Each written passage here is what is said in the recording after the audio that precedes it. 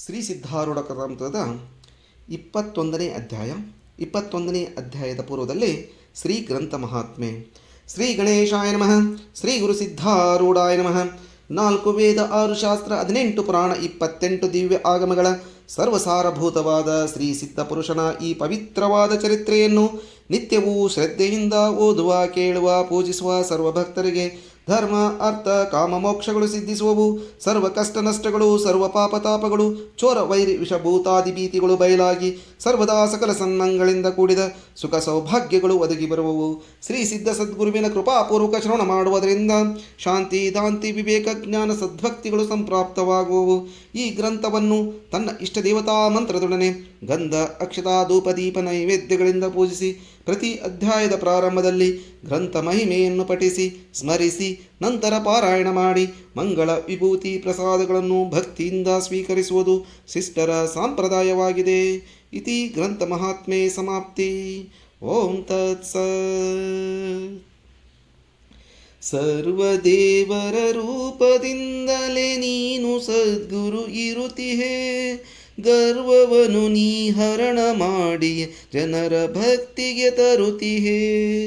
ಭಕ್ತಿಯಿಂದಲೇ ಒಲೆಯುವುದರಿಂದ ನಿನ್ನ ನಾಮವ ಜಪಿಸುವೆ. ಮುಕ್ತಿಯಂಬೇಡೆಂದು ಪಾದದ ಸೇವೆಯನು ನಾ ಬಯಸುವೆ. ಸೇವೆಯನು ನಾ ಬಯಸುವೆ. ಸೇವೆಯನು ನಾ ಬಯಸುವೆ. ಹೇ ಸದ್ಗುರುವೇ, ನಿನ್ನ ರೂಪವು ನಿಗಮಾಗಮಾತೀತವಾದದ್ದು. ಅದಕ್ಕೆ ಚಿತ್ ಸ್ವರೂಪವೆನ್ನುತ್ತಾರೆ. ಆ ನಿನ್ನ ಸ್ವರೂಪವು ಜಗನ್ಮಯವಾಗಿದ್ದರೂ ನಿರ್ಲೇಪವಿದ್ದು ಪುಣ್ಯ ಪಾಪಗಳು ಅದಕ್ಕೆ ಹತ್ತುವುದಿಲ್ಲ. ಶಬ್ದಗಳ ಘಟಾಟೋಪಗಳು ಕಲ್ಪಿತವಾಗಿದ್ದು ಅವು ಬರೇ ವಾಚಾರಂಭಣ ಅನ್ನಲ್ಪಡುತ್ತಾ ನಿರ್ವಿಕಾರವಾದ ಚೈತನ್ಯವು ಇದಕ್ಕೆಲ್ಲ ಅತೀತವಾಗಿ ಇರುವುದು. ಎಲ್ಲಿ ಪರ್ಯಂತ ವಿಮಲ ಜ್ಞಾನವಾಗಿಲ್ಲವೋ ಅಲ್ಲಿವರೆಗೆ ಈ ಜಗದ್ಭವನವು ಸತ್ಯವಾಗಿ ಕಾಣಿಸುವುದು. ಜ್ಞಾನದಿಂದಲೇ ಆ ನಿರ್ವಾಣ ಸ್ಥಿತಿಯನ್ನು ಜೀವನು ಹೊಂದಿ ದ್ವೈತ ಭಾವವನ್ನು ಕಳಕೊಳ್ಳುತ್ತಾನೆ. ಬ್ರಹ್ಮಜ್ಞಾನದ ಮಹಿಮಾ ಅಗಾಧವಾಗಿದ್ದು ಶಂಕರ ಪಾರ್ವತಿ ಸಹ ತಿಳಿಯಲಾರರು. ಅಜ್ಞನಾದ ಜೀವಾತ್ಮನು ಗುರುಕೃಪೆ ಆಗದ ವಿನಃ ಹೇಗೆ ತಿಳಿದುಕೊಳ್ಳುವನೋ ಬ್ರಹ್ಮಜ್ಞಾನದಿಂದ ದ್ವೈತವೇ ನಿರಸನವಾಗುವುದು. ದ್ವೈತದ ಅಭಾವದಿಂದ ಆನಂದ ಪ್ರಾಪ್ತಿ. ಆಮೇಲೆ ಜೀವನು ಬರೋಣ ಹೋಗೋಣಗಳಿಲ್ಲದೆ ನಿತ್ಯ ನಿರಾಕಾರ ಸ್ವರೂಪನೇ ಆಗಿರುತ್ತಾನೆ. ದೇಹ ಬುದ್ಧಿಯ ಯೋಗದಿಂದ ಮನಸ್ಸು ನಿರಾಕಾರ ಸ್ಥಾನಕ್ಕೆ ಪ್ರಾಪ್ತವಾಗಲೊಲ್ಲದು. ಅದಕ್ಕೆ ನಾಮರೂಪಗಳಲ್ಲಿಯೇ ತಿರುಗುತ್ತಿರುವ ಚಟವಿದ್ದು ನಿರ್ಗುಣದಲ್ಲಿ ಹೋಗಲಿಕ್ಕೆ ಅದು ಹೆದರುವುದು. ಹಾಗಾದರೆ ಅದಕ್ಕೆ ಸದ್ಗುರು ನಾಮಚಿಂತನೆಯನ್ನು ಹಚ್ಚಿ ಅಭ್ಯಾಸ ಬಲದಿಂದ ಯಾವಾಗಲೂ ಆತನ ರೂಪಗುಣಗಳನ್ನು ಧ್ಯಾನಿಸುತ್ತಾ ಇರುವುದರಿಂದ ಮನಸ್ಸಿನೊಳಗಿನ ದ್ವೈತ ಭಾವವು ಹೋಗುವುದು. ಚಿಂತನ ಮಾತ್ರದಿಂದ ಸದ್ಗುರು ರೂಪದಲ್ಲಿ ಅದ್ವೈತ ಭಾವವು ತಾನೇ ಆಗುವುದು. ಅನಂತರ ಸೋಹಂ ಭಾವ ಉತ್ಪನ್ನವಾಗುವುದು. ಅದನ್ನು ಎಲ್ಲ ಕಡೆಯಲ್ಲಿ ನಾಮರೂಪಗಳ ಮೇಲೆ ಯೋಜಿಸಬೇಕು. ಈ ಪ್ರಕಾರ ನಿತ್ಯ ಅಭ್ಯಾಸ ಮಾಡುವುದರಿಂದ ಅವಶ್ಯವಾಗಿ ನಿರಾಕಾರ ಚೈತನ್ಯವು ಭಾಸವಾಗುವುದು. ಇಂತಹ ಚೈತನ್ಯ ಭಾಸವು ತನ್ನ ಶರೀರಕ್ಕೆ ಹಚ್ಚುವುದರಿಂದ ಸ್ವರೂಪವು ಪ್ರಕಾಶಿಸುವುದು. ಆದ್ದರಿಂದ ಶರೀರಕ್ಕೆ ಬೇರೆಯಾಗಿ ಸ್ಥೂಲ ಸೂಕ್ಷ್ಮ ದೇಹಗಳನ್ನು ನೋಡುವಂತನಾಗಿ ಸಾಕ್ಷಿ ಚೈತನ್ಯದಲ್ಲಿ ಐಕ್ಯನಾಗಿದ್ದು ತನ್ನ ಸ್ವಸ್ಥಾನಕ್ಕೆ ಬರುವನು. ಆಗ ಹೀಗೆ ಅನ್ನುತ್ತಾನೆ, ನಾನು ನಿತ್ಯ ಇದೇ ಪ್ರಕಾರ ಇರುವಂಥವನು ಸತ್ಯವಾಗಿ ಎಂದು ನಾನು ವಿಕಾರ ಹೊಂದಲೇ ಇಲ್ಲವಲ್ಲ. ಮತ್ತು ಆ ಸಮಯದಲ್ಲಿ ಜಗತ್ ಪ್ರಪಂಚವನ್ನು ನೋಡೋಣ ಅಂದರೆ ಅದು ಎಲ್ಲೆಲ್ಲಿಯೂ ಇರುವುದಿಲ್ಲ, ತೋರುವುದಿಲ್ಲ. ಇಷ್ಟೇ ಅಲ್ಲ, ಈ ಜಗತ್ತು ಎಂದೂ ಆಗಿದ್ದಿಲ್ಲ ಮತ್ತು ಆಕಾಶದೊಳಗೆ ಕಾಣಿಸುವ ನಗರದಂತೆ ಸಂಭವಿಸಲಿಕ್ಕೆ ಸಾಧ್ಯವೇ ಇಲ್ಲ ಎಂಬಂತೆ ಕಾಣಿಸುವುದು. ಚಿತ್ತವು ಸ್ವರೂಪದಲ್ಲಿಯೇ ಇರುತ್ತಿದ್ದು ಒಂದು ವೇಳೆ ಕಣ್ಣು ತೆರೆದು ಜಗತ್ತನ್ನು ನೋಡಿದರೆ ತನ್ನ ಸ್ವರೂಪದ ಹೊರತು ಅದಕ್ಕೆ ಬೇರೆಯಾಗಿ ಏನೇನೂ ಕಾಣಿಸದು. ಹೇಗೆ ತನ್ನ ದೇಹವು ಹಾಗೆಯೇ ಜಗತ್ತೆಲ್ಲ ಕಾಣಿಸುವುದು. ಸ್ತ್ರೀ, ಪುತ್ರ, ಧನ ಇತ್ಯಾದಿಗಳೆಲ್ಲವೂ ಅತ್ಯಾಕಾರ ತೋರಿರುವು. ಅಲ್ಲಿಂದ ಮನಸ್ಸು ನಿರ್ಗುಣದಲ್ಲಿ ಹಚ್ಚಿದರೆ ಸುಖದಿಂದ ತುರ್ಯಾತೀತ ಅವಸ್ಥೆಯು ಪ್ರಾಪ್ತವಾಗುವುದು. ಈ ಸ್ಥಿತಿಯಲ್ಲಿ ಶುದ್ಧ ರೂಪ ಸತ್ತೆಯು ಹೊರತು ಅಹಂಭಾವವು ಏನೇನು ಉಳಿಯುವುದಿಲ್ಲ. ಯಾವ ಈ ಸ್ಥಿತಿಯ ಅನುಭವಿಸುವುದೋ ಅದಕ್ಕೆ ಜ್ಞಾನವೆನ್ನುವರು. ಈ ಅಪೂರ್ವ ಅನುಭವದಿಂದ ಪೂರ್ಣ ಆನಂದವು ಹೃದಯದಲ್ಲಿ ಪ್ರಕಟವಾಗುವುದು. ಅಂಥ ಈ ಆನಂದವು ಸಾಧ್ಯವಾಗಬೇಕಾದರೆ ಸದ್ಗುರುವಿಗೆ ಶರಣ ಹೋಗಬೇಕು. ಅಂತರದೊಳಗೆ ಆತನು ಕೃಪಾ ಮಾಡಿದ್ದಾದರೆ ಬ್ರಹ್ಮರೂಪವು ಪ್ರಾಪ್ತಿಯಾಗುವುದು. ಹೇ ಶ್ರೋತಾ ಜನರುಗಳಿರ, ಅತಿ ಮಧುರವಾದ ಕಥೆಯನ್ನು ಶ್ರವಣ ಮಾಡುವಂತರಾಗಿರಿ. ಅದರ ಶ್ರವಣ ಮಾತ್ರದಿಂದ ಮನನವಾಗಿ ಸ್ವರೂಪ ಸಾಕ್ಷಾತ್ಕಾರವು ಶೀಘ್ರವಾಗುವುದು. ಪುಣ್ಯವತಿಯಾದ ಹುಬ್ಬಳ್ಳಿ ನಗರದೊಳಗೆ ರಮಾನಾಥನೆಂಬ ಬ್ರಾಹ್ಮಣ ಗೃಹಸ್ಥನಿರುವನು. ಆತನಿಗೆ ಕೃಷ್ಣಾಬಾಯಿ ಎಂಬಾಕೆ ಪತ್ನಿ ಇರುವಳು. ಅವರ ಮಗನ ಉಪನಯನ ಕಾರ್ಯವನ್ನು ಸಂಪಾದಿಸುವುದಕ್ಕೋಸ್ಕರವಾಗಿ ಮನೆಯಲ್ಲಿ ತಯಾರಿ ನಡೆಯುತ್ತಿರುವಾಗೆ ಕೃಷ್ಣಾಬಾಯಿಯು ಬಂದು ಪತಿಯನ್ನು ಕುರಿತು ಅನ್ನುತ್ತಾಳೆ, ನಮ್ಮ ಪುತ್ರನ ಉಪನಯನ ಕಾರ್ಯವನ್ನು ನಡೆಸಬೇಕಾಗುತ್ತದೆ. ಯಾಕೆಂದರೆ ಈ ಪುತ್ರನು ಹುಟ್ಟುವ ಪೂರ್ವದಲ್ಲಿ 2 ಕೂಸುಗಳು ಹುಟ್ಟಿದ ಕೂಡಲೇ ತೀರಿಕೊಂಡವು. ಆಗ ಮಕ್ಕಳು ಹೇಗೆ ಬದುಕುವು ಎಂಬ ಮಹಾ ಚಿಂತೆ ಉತ್ಪನ್ನವಾಯಿತು. ಆಗ ಯಾರೋ ಒಬ್ಬರು ಹೇಳಿದರು, ಶ್ರೀ ಸದ್ಗುರು ಸಿದ್ಧಾರೂಢರ ಚರಣಗಳಿಗೆ ಪ್ರಾಪ್ತವಾಗಿ ಪ್ರಾರ್ಥಿಸಿದ್ದಾದರೆ ಅವರ ಕೃಪೆಯಿಂದ ಮಕ್ಕಳು ಬದುಕುವು. ಈ ಕೀರ್ತಿಯನ್ನು ನಾನು ಕೇಳಿ ಈ ನಮ್ಮ ಪುತ್ರನು ಹೊಟ್ಟೆಯಲ್ಲಿರುವಾಗ ನಾನು ಸಿದ್ಧಾಶ್ರಮಕ್ಕೆ ಹೋಗಿ ಪ್ರಾರ್ಥಿಸಿದೆನು. ಹೇ ಸದ್ಗುರುನಾಥ, ನನಗೆ ಪುತ್ರನನ್ನು ದಯಪಾಲಿಸಿ ಆತನನ್ನು ದೀರ್ಘಾಯು ಮಾಡಿದ್ದಾದರೆ ಆತನ ಉಪನಯನ ಕಾಲದಲ್ಲಿ ನಿಮ್ಮನ್ನು ಗೃಹಕ್ಕೆ ಕರೆಸಿ ಪೂಜೆಯನ್ನು ಮಾಡಿ ಸಂತೋಷಪಡಿಸುವೆನು. ಆದ್ದರಿಂದ ನನ್ನ ಮೇಲೆ ಕೃಪಾ ಮಾಡಿ ನನ್ನ ಮನೋರಥವನ್ನು ಪೂರ್ಣ ಮಾಡಬೇಕು. ಈ ಪ್ರಕಾರದ ನನ್ನ ವಚನವನ್ನು ಕೇಳಿ ಆ ದಯಾಳುವಾದ ಸದ್ಗುರುನಾಥನು ನನ್ನ ಮೇಲೆ ಕೃಪೆ ಮಾಡಿ ಆಶೀರ್ವಾದ ಕೊಟ್ಟನು. ಅದರಿಂದ ನನಗೆ ಆನಂದವಾಗಿ ಆತನಿಗೆ ನಮಸ್ಕರಿಸಿ ನಾನು ಹೊರಟು ಬಂದೆನು. ಆ ಸಿದ್ಧಾರೂಢ ಸದ್ಗುರು ಕೃಪೆಯಿಂದಲೇ ಇಲ್ಲಿ ತನಕ ಮಗನು ಬದುಕಿರುತ್ತಾನೆ. ಆದ್ದರಿಂದ ಈ ಉಪನಯನ ಮಹೋತ್ಸವ ಆರಂಭ ಮಾಡುವುದಕ್ಕಿಂತಲೂ ಮೊದಲು ಸಿದ್ಧಾರೂಢರಿಗೆ ಗೃಹಕ್ಕೆ ಕರೆತಂದು ಬಂದು ಷೋಡಶೋಪಚಾರಗಳಿಂದ ಪೂಜಿಸಬೇಕು. ಅತ್ಯಾವದರಿಂದ ಪೂಜಿಸಿ ಅವರಿಗೆ ವಸ್ತ್ರ ಕಾಣಿಕಾದಿಗಳನ್ನು ಸಮರ್ಪಿಸಿ ಆಮೇಲೆ ಭೋಜನ ಮಾಡಿಸಿ ಮಠಕ್ಕೆ ತಿರುಗಿ ಕಳುಹಿಸಬೇಕಾಗಿರುತ್ತದೆ. ಈ ಪ್ರಕಾರ ಪೂಜಾ ಮಾಡಿದ್ದಾದರೆ ಪುತ್ರನಿಗೆ ಸರ್ವ ಕಲ್ಯಾಣ ಪ್ರಾಪ್ತವಾಗುವುದು. ಆದ್ದರಿಂದ ನೀವು ಇದನ್ನು ಮನಸ್ಸಿನೊಳಗೆ ವಿಚಾರ ಮಾಡಿಕೊಂಡು ಹಾಗೆಯೇ ನಡೆಸಬೇಕು ಎಂದು ನನ್ನ ಪ್ರಾರ್ಥನೆ ಇದೆ ಅಂದಳು. ಪತ್ನಿಯ ಈ ಪ್ರಕಾರದ ವಚನವನ್ನು ಕೇಳಿ ರಮಾನಾಥನು ಕ್ಷೋಭೆಗೊಂಡು ಅನ್ನುತ್ತಾನೆ, ಬೇಡುವುದಕ್ಕೆ ಇಲ್ಲಿ ಯಾವ ದೇವರು ನಿನಗೆ ಸಿಗಲಿಲ್ಲವೇನು? ನಾವು ಬ್ರಾಹ್ಮಣರಿದ್ದು ಆ ಶೂದ್ರನಿಗೆ ಹರಕೆ ಹೊತ್ತು ನಾನು ಆತನನ್ನು ಮನೆಯೊಳಗೆ ಕರೆದುಕೊಂಡು ಬಂದದ್ದಾದರೆ ಬ್ರಾಹ್ಮಣರೆಲ್ಲ ನನಗೆ ನಗುವರು. ಈಗ ನಿನ್ನ ಈ ಮೂರ್ಖತ್ವವನ್ನು ಬಿಟ್ಟು ಬಿಡು, ನಾವು ಇಲ್ಲೇ ದೇವರ ಪೂಜೆಯನ್ನು ಮಾಡುವೆವು ಅಂದದ್ದು ಕೇಳಿ ಕೃಷ್ಣಾಬಾಯಿಯು ಬಹಳ ಆಗ್ರಹ ಮಾಡಿದಾಗ್ಯೂ ಆತನು ಕೇಳಲಿಲ್ಲ.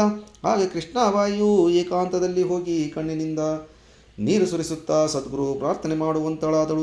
ಹೇ ದಯಾಳು ಸಿದ್ಧಾರೂಢನೇ, ನೀನೇ ಪ್ರಾಪ್ತನಾಗಿ ನನ್ನ ಹರಕೆ ತೀರಿಸಿಕೊಳ್ಳುವಂತನಾಗು.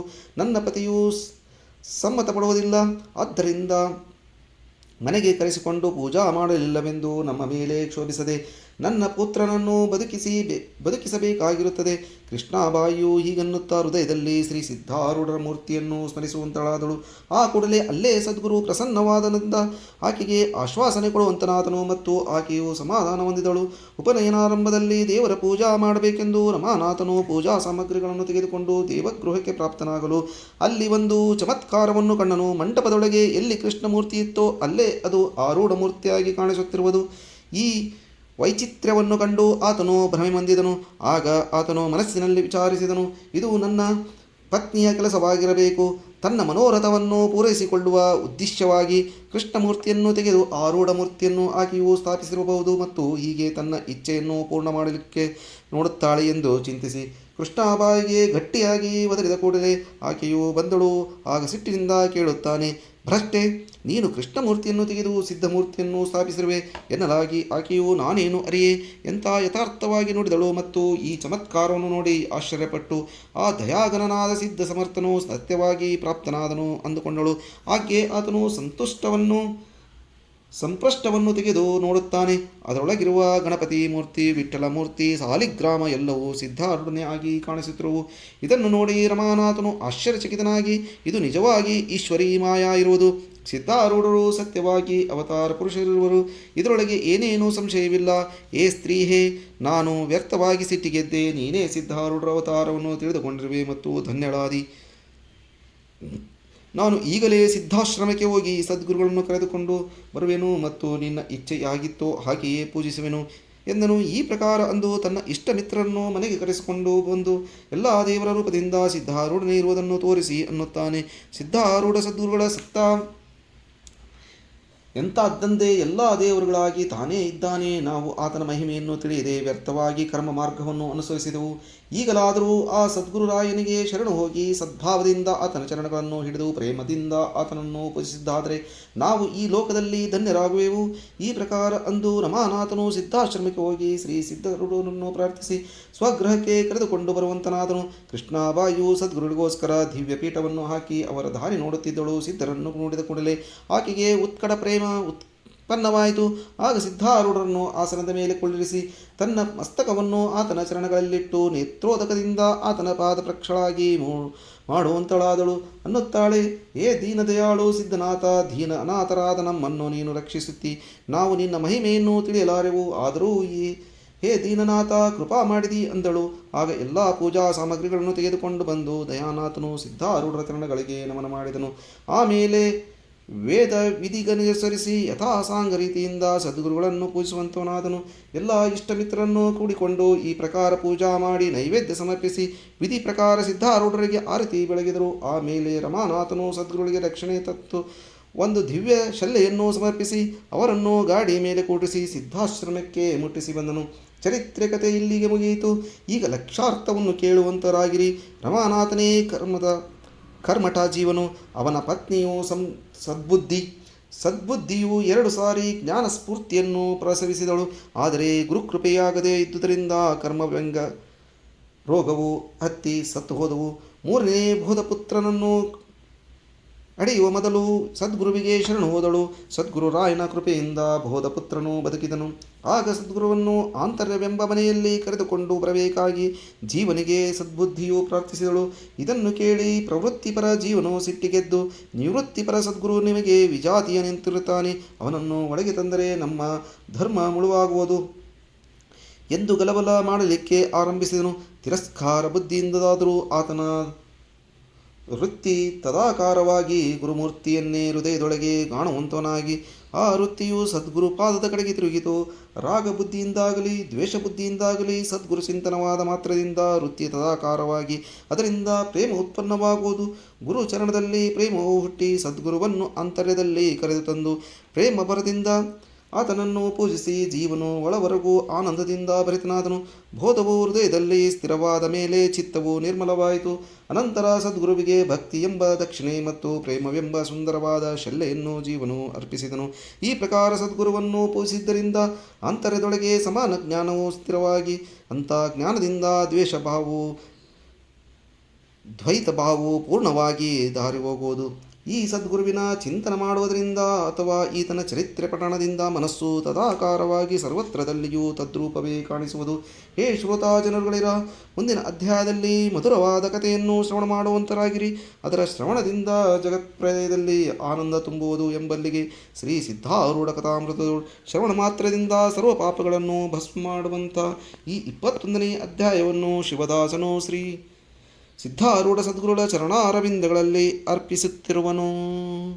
ಓಂ ತತ್ಸತ್.